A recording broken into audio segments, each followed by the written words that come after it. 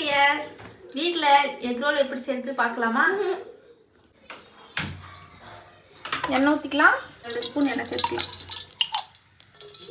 வெங்காயம் சேர்த்துக்கலாம். இப்போ நல்லா ஃப்ரை பண்ணிக்கலாம். வெங்காயம் நல்லா பொன்னிறமாக இந்த அளவுக்கு வதங்கினா போதும். இப்போ நாம் துருவி வச்சுருக்க கேரட்டை சேர்த்துக்கலாம். 2 கேரட் போட்டிருக்கேன். நல்லா தோல் நீக்கிட்டு நம்ம காய் சீவிரோம்ல அதில் சீவி வச்சுருக்கேன். இந்த மாதிரி நீளமாக சீவி எடுத்துக்கலாம். அப்போ தான் எக் ரோலில் போட்டு சாப்பிடும்போது நல்லாயிருக்கும்.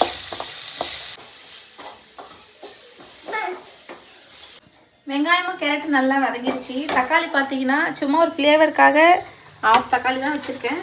ஆட் பண்ணிக்கலாம். அது ஃப்ளேவருக்காக மட்டும்தான் தக்காளி. உப்பு தேவையான அளவு சேர்த்துக்கலாம். மிளகாய்த்தூள் 1/2 ஸ்பூன் சேர்த்துக்கலாம். இப்போ 2த்தையும் நல்லா ஃப்ரை பண்ணிக்கலாம். நான் பார்த்தீங்கன்னா 5 எக் ரோல் செய்ய போகிறேன். அதுக்கு தேவையான அளவுக்கு மாவு ஆல்ரெடி பிசுக்கி வச்சுட்டேன், ஊற வச்சுருக்கேன். 5 முட்டை எடுத்து வச்சாச்சு. முட்டை உடச்சி ஊற்றிக்கலாம்.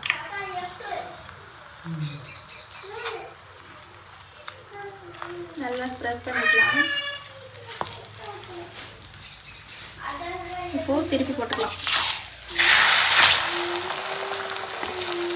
ஓரமாக இருக்கிறதுலாம் இந்த மாதிரி ஒன்றா சேர்த்துக்கலாம்.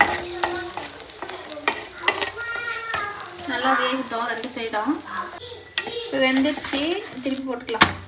பார்த்தீங்களா, இந்த மாதிரி 2 சைடும் வேகிற மாதிரி திருப்பி போட்டு எடுத்துக்கோங்க. இப்போ இதை எடுத்து அப்படியே பிளேட்டில் வச்சுக்கலாம். பார்த்தீங்களா, இந்த மாதிரி வர மாதிரி எடுத்து வச்சுக்கோங்க. ரோலுக்கு ரெடி ஆயிடுச்சு. நம்ம ரெடி பண்ணியிருக்கிற மசாலாவை இப்போது சப்பாத்தி ரோலுக்குள்ள ரெடி பண்ணிக்கலாம். இந்த மாதிரி ஸ்பூன் எடுத்து கொஞ்சம் கொஞ்சம் ஆட் பண்ணிக்கலாம். சின்ன சின்னதாக இந்த மாதிரி ரோல் பண்ணிக்கோங்க. ரெடி பண்ணி வச்சுருந்த மசாலாவில் ஊசி இந்த மாதிரி ரோல் பண்ணி எப்படி ரெடி பண்ணிக்கலாம். எப்படி இருக்கு சுடரோ? நல்லா இருக்கா? இன்னொன்னா எல்லாமே உங்களுக்கு தான். எக் ரோல் பார்த்தியா?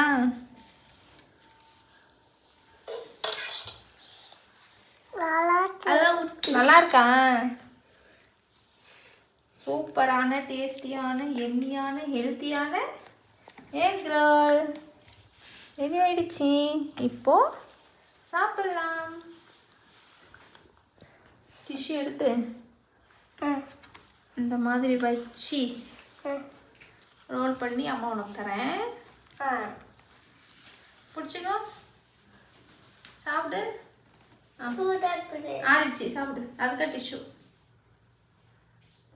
எப்படி இருக்கு? அப்ப சொல்ல. இப்போ நான் சாப்பிட்டு பார்க்குறேன். சூப்பராக எக் ரோல்.